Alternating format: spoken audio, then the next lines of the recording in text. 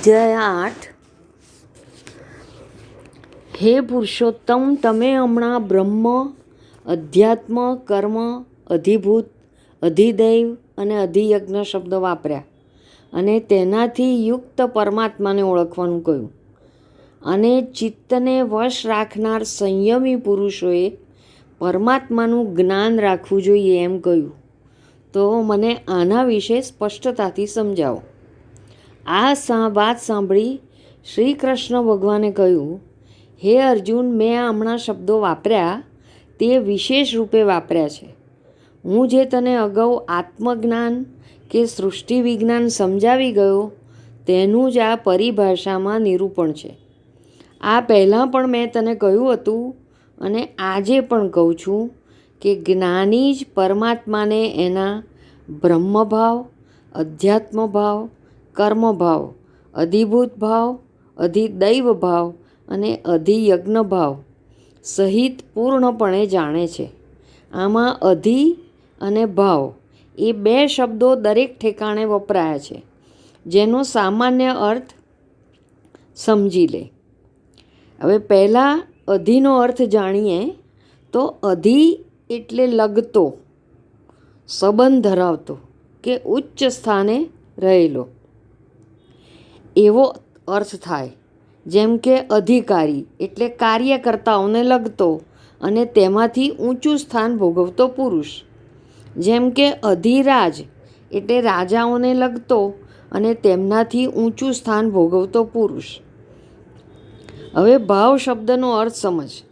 ભાવ એટલે કોઈક પદાર્થનો ખાસ ધર્મ, લક્ષણ, ચિહ્ન, પ્રકૃતિ કે ખાસિયત, જેના વડે એ પદાર્થ બીજાથી જુદો પાડી શકાય.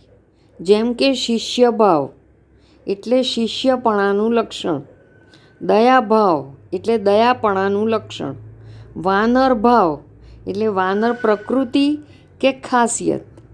હવે તને આમાં વાપરેલ શબ્દનો અર્થ સમજાવું. બ્રહ્મભાવ એટલે બ્રહ્મપણાનો ખાસ ધર્મ, અધ્યાત્મ ભાવ એટલે ચિત્તને લગતી કે ચિત્તની ઊંચી પ્રકૃતિ કે તે ધર્મ, કર્મભાવ એટલે કર્મની વિશેષતા કે ખાસિયત, અધિભૂત ભાવ એટલે ભૂત સંબંધી અને ભૂતોથી રહેલો ધર્મ. ભૂતો એટલે પેલા ભૂત પિશાચવાળા નહીં, સમગ્ર ભૂત પ્રાણી. અધિદૈવ ભાવ એટલે દેવો કે શક્તિઓને લગતી પ્રકૃતિ અથવા તેની ખાસિયત. અધિયજ્ઞ ભાવ એટલે યજ્ઞને લગતું શ્રેષ્ઠ ઉદ્દેશ, જેને યજ્ઞ પહોંચે છે તે. પરમાત્માને આ બધા ભાવ સહિત જાણવા તે જ્ઞાન કે વિજ્ઞાન એટલે કે તેનું વિશેષ જ્ઞાન છે. હવે આ ભાવો એટલે શું એ આપણે દરેક અલગ અલગ સમજીએ. પાર્થ, પરમેશ્વર અજન્મા, અનાદિ, અવિનાશી, અવ્યય છે. તેનામાં કોઈ જ ફેર પડતો નથી.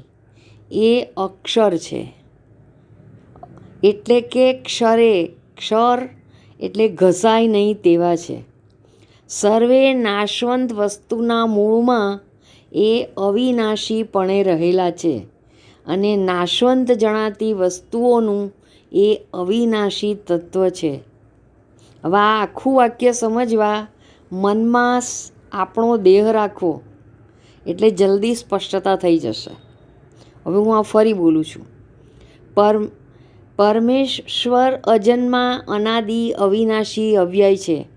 તેમનામાં કોઈ જ ફેર પડતો નથી. તે અક્ષર છે એટલે કે ઘસાય નહીં તેવા. સર્વે નાશવંત વસ્તુના મૂળમાં એ અવિનાશીપણે રહેલા છે.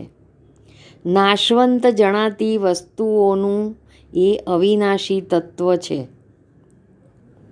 આ પરમેશ્વરનો અક્ષર ભાવ છે. આને બ્રહ્મભાવ પણ કહેવાય. સમજાઈ ગયું હશે. આપણા દેહને નજર સામે રાખ્યો હતો. આપણો દેહ એ ક્ષર અને આત્મા એ અક્ષર. આત્મા એટલે પરમાત્મા. બરાબર? આ બ્રહ્મભાવ છે. બીજું, પરમાત્મા સર્વત્ર સમભાવે રહેલા છે. હવે આ સમભાવ બધાને યાદ આવી ગયો હશે. આત્મા સૌમાં સમાન રૂપે જ વસે છે. બરાબર યાદ આવ્યું? તેમ છતાંય કહું, હાથી, ઘોડો, સારો માણસ, વિદ્વાન માણસ, આપણા જેવો માણસ, તે બધાયમાં આત્મા સૌમાં સમાન રૂપે જ વસે છે. છતાંય દરેક પ્રાણીના ચિત્તમાં તથા પદાર્થમાં જુદી જુદી રીતે પ્રકાશે છે. અને તેથી દરેક વ્યક્તિ કે પદાર્થ પોતાનું વ્યક્તિત્વ જુદી જુદી રીતે પ્રગટ કરે છે. એટલે આપણને દરેકમાં જુદા જુદા આત્મા વસ્યા હોય એમ લાગે છે. હવે ફરી એકવાર યાદ દેવડાવું કે આ સમજવા માટે આપણા દેહને સંદર્ભ બનાવીશું તો સરળ રહેશે.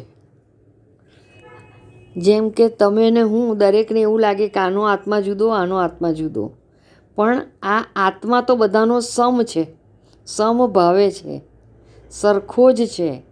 પરંતુ ચિત્તની સ્થિતિ અથવા ચિત્તનું શુદ્ધિકરણ અલગ અલગ છે.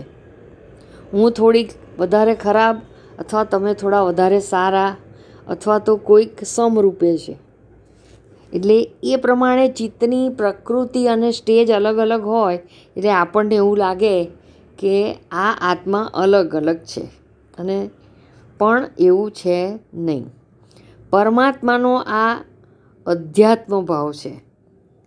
એને પ્રાણીની વ્યક્તિગત પ્રકૃતિ કે સ્વભાવ, સ્વભાવ એટલે પોતાનો ભાવ, સ્વ એટલે પોતાનું ભાવ, પોતાનો ભાવ રૂપે ઓળખવામાં આવે છે.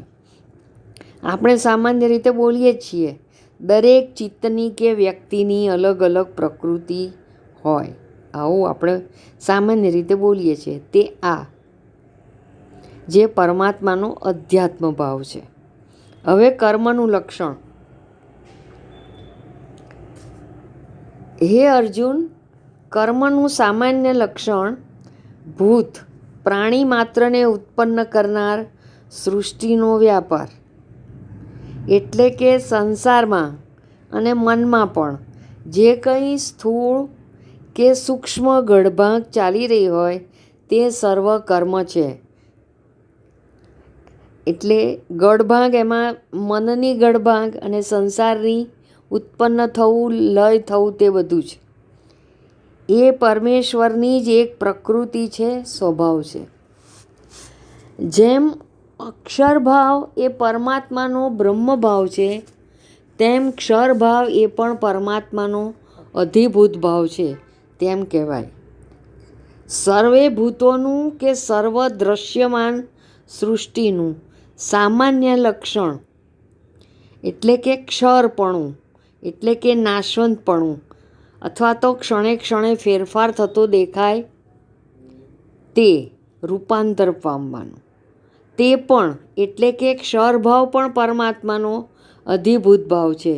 દ્રષ્ટાંત રૂપે કહું તો સમુદ્રનું જળ જેમ પરમાત્માનો અક્ષરભાવ છે, તો તેમાં ઉઠતા મોજા એ ક્ષરભાવ છે એમ કહી શકાય.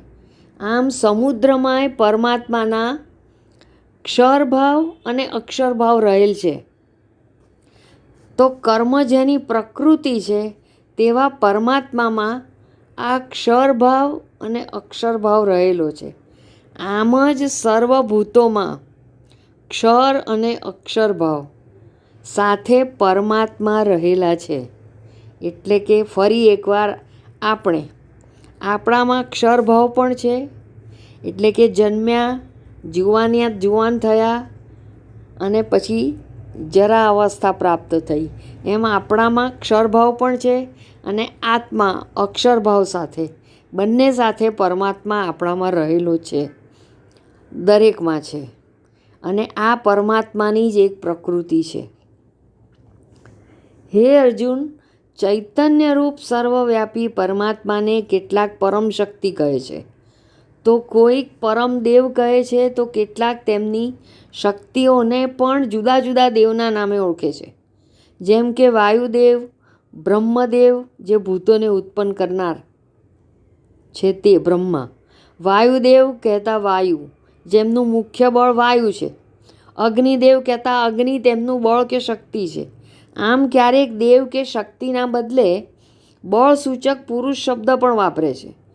આમ પરમાત્માને પરમ પુરુષ તથા તેની સર્જન, પાલન કે સંહારક શક્તિઓને વિરાટ પુરુષ કે ઈશ્વર પુરુષ વગેરે નામે ઓળખાવે છે.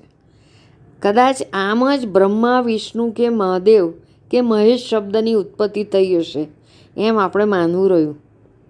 આમ પુરુષ એટલે દેવ, શક્તિ કે બળ.